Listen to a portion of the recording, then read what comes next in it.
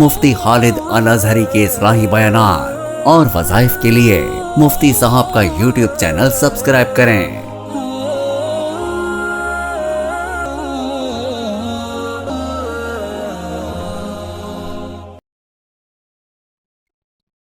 نحمده ونصلي ونسلم على رسوله الكريم اما بعد فاعوذ بالله من الشیطان الرجیم بسم اللہ الرحمن الرحیم۔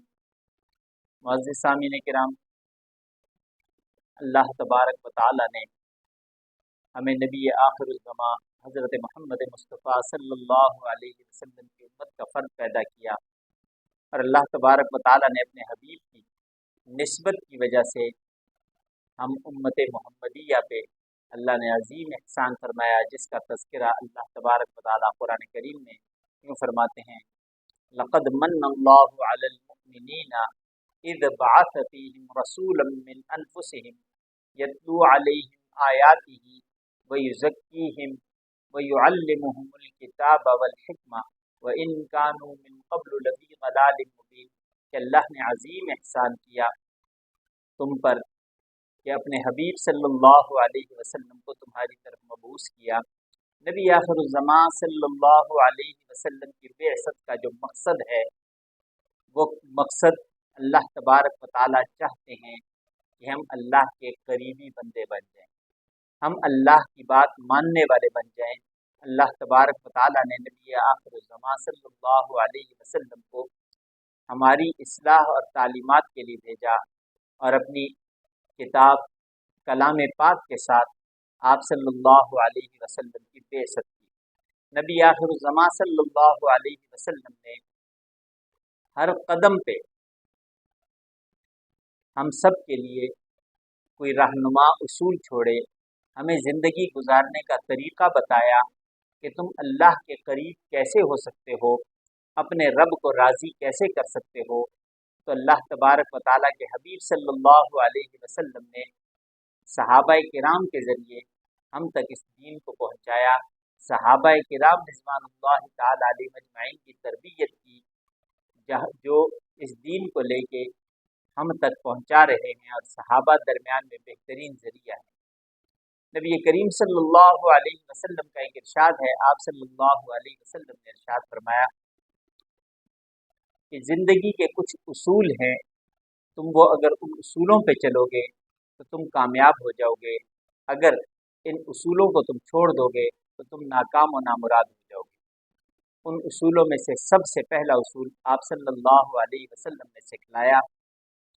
آپ نے یہ بتلایا کہ اگر کچھ مانگنا ہے تو اللہ ہی سے مانگنا ہے، اگر کچھ مانگنا ہے، بڑی سے بڑی چیز مانگنی ہے تو اللہ سے مانگو، چھوٹی سے چھوٹی چیز کی ضرورت ہے تو اللہ سے مانگو، کیونکہ دینے والی ذات اللہ کی ہے، اور اللہ تبارک و تعالیٰ جب چاہتے ہیں، جیسے چاہتے ہیں، جس کو چاہتے ہیں عطا کر دیتے ہیں۔ دوسری چیز کہ مدد بھی اللہ سے طلب کرو، اگر کبھی مدد کی ضرورت پڑے تو وہ مدد بھی اللہ سے مانگنی ہے، اس لیے کہ اللہ کے سوا کوئی کسی کی مدد نہیں کر سکتا۔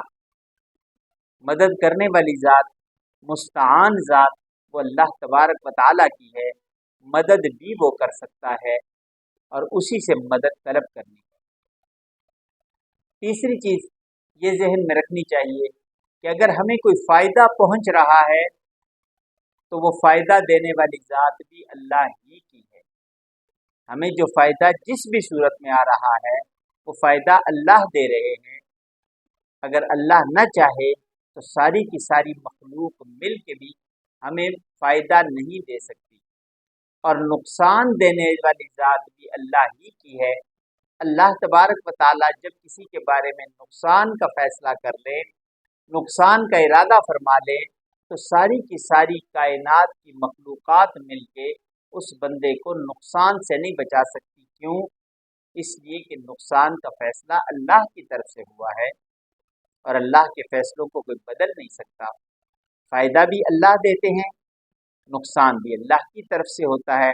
وَإِن يَمْسَسْكَ اللَّهُ بِضُرٍّ فَلَا كَاشِفَ لَهُ إِلَّا هُوَ وَإِن يُرِدْكَ بِخَيْرٍ فَلَا رَادَّ لِفَضْلِهِ۔